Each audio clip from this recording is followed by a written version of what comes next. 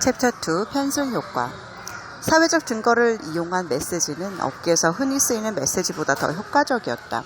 우리는 이 실험을 통해 사람들은 다른 사람의 행동을 따르는 쪽으로 움직인다는 사실을 다시 한번 확인할 수 있었다.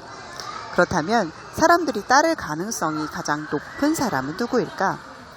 수건 재사용 요청하는 카드 실험의 경우 호텔 투숙객 전체의 행동에 대해 말하기보다는 같은 방에 먼저 묵었던 사람들의 행동에 대해서 말하는 것이 더 설득력이 있지 않을까?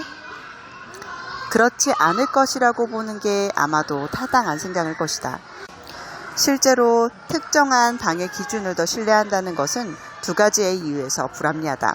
먼저 논리적인 관점에서 보더라도 나보다 먼저 내 방에 묻었던 사람을 특별히 좋게 볼 이유가 뭐가 있겠는가? 오히려 그들은 나보다 먼저 이 방에 묵었기 때문에 내 방의 질적인 수준과 쾌적함을 감소시키는데 다른 누구보다 더 큰 역할을 했을 것이다. 둘째, 이전 투숙객의 행동이 이를테면 옆방에 투숙한 사람의 행동보다 더 타당하다고 믿을 근거가 전혀 없다. 그러나 사람이란 결코 논리에 의해서만 움직이지 않는다. 앞서 살펴보았듯이 사람들은 자신이 어떤 행동을 하게 되는 동기에 대해서 잘못 알고 있는 경우가 많다. 자, 다시 정리해보자. 호텔 실험에 사용된 사회적 증거 메시지는 자신과 비슷한 사람들이 숙박 기간 동안 적어도 한 번 이상 수건을 다시 사용한다는 것이었다.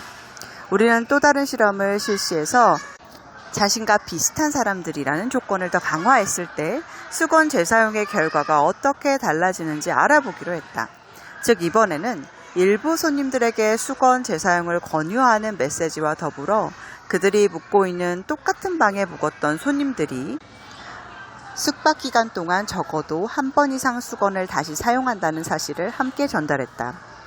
그 결과 자신과 같은 방에 묵었던 대다수가 수건을 다시 사용한다는 정보를 얻은 손님들은 호텔 투숙객 전체의 행동에 대한 정보를 얻은 손님들에 비해 참여율이 더 높았다. 그리고 기본적인 환경보호 메시지만으로 실험을 한 경우에 비하면 참여율이 33%나 더 증가했다. 이런 결과로 볼 때 헨리 영맨 또한 그의 방에 묵었던 사람들 중 아무도 수건을 훔치지 않았다는 내용이 적힌 카드를 보았다면 가방을 닫기가 훨씬 수월했을지도 모른다. 그렇다면 왜 이런 결과가 나온 것일까? 일반적으로 우리는 자신과 같은 처지나 상황에 있는 사람들의 행동 규범을 따른다. 예를 들면 공공도서관에는 다른 이용자들의 규범에 따라 발소리를 조심하면서 서가 사이를 돌아다닌다. 그러나 단골 술집에 가서는 다른 손님들의 규범에 따라 큰 소리로 웃고 떠들며 병뚜껑을 돌려 술을 마시는 게임을 한다. 단골 술집에서 하는 행동을 공공도서관에서 했다가는 평생 도서관 출입금지를 당할 것이다. 앞서 우리는 다른 사람의 생각을 우리가 원하는 방향으로 이끌어가고 싶을 때 사용 후기나 증언이 중요하다는 사실을 설명했다. 이러한 실험 결과는 증언을 하는 사람이 목표 대상과 비슷한 점이 많을수록 메시지의 설득력이 높아진다는 것을 암시한다. 즉, 목표 대상에 어떤 사람의 증언을 들려줄지 결정하는 과정에서 우리 자신의 생각은 중요하지 않다. 다시 말하면 우리 자신이 가장 신뢰하는 사람을 제쳐두고 목표 대상과 가장 비슷한 상황에 있는 사람을 찾아야 한다. 예를 들어 수업을 자주 빼먹는 학생을 설득하고 싶은 교사는 맨 앞줄에 앉은 학생이 아니라 그 학생과 가장 비슷한 학생과 면담을 한 후 충고를 한다면 훨씬 좋은 결과를 얻을 수 있을 것이다.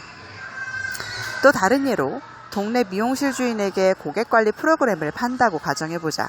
그 주인은 대기업의 사장들이 이 프로그램을 좋게 생각하거나 말거나 다른 미용실 주인들이 프로그램을 만족한다는 정보를 들으면 귀가 솔깃할 것이다. 어쨌든 주인은 이렇게 생각할 것이다. 나랑 비슷한 사람들이 이 프로그램을 써서 좋은 결과를 얻었다면 나한테도 좋지 않겠어? 그리고 직원들이 새로운 시스템을 받아들이도록 설득해야 하는 관리자 입장이라면 같은 부서 안에서 이미 새로운 시스템에 동의한 사람들의 의견을 들어야 한다. 하지만 그렇게 했는데도 고집이 센 직원 하나가 있어서 그를 도저히 꺾을 수가 없다면 어떻게 해야 할까? 이러한 상황에서 관리자들이 가장 흔히 저지르는 실수는 가장 말 잘하는 직원을 골라서 새로운 시스템이 얼마나 좋은지 설명해 주라고 시키는 것이다. 그가 여러 면에서 황소고집인 직원과는 완전히 다른 사람인데도 말이다.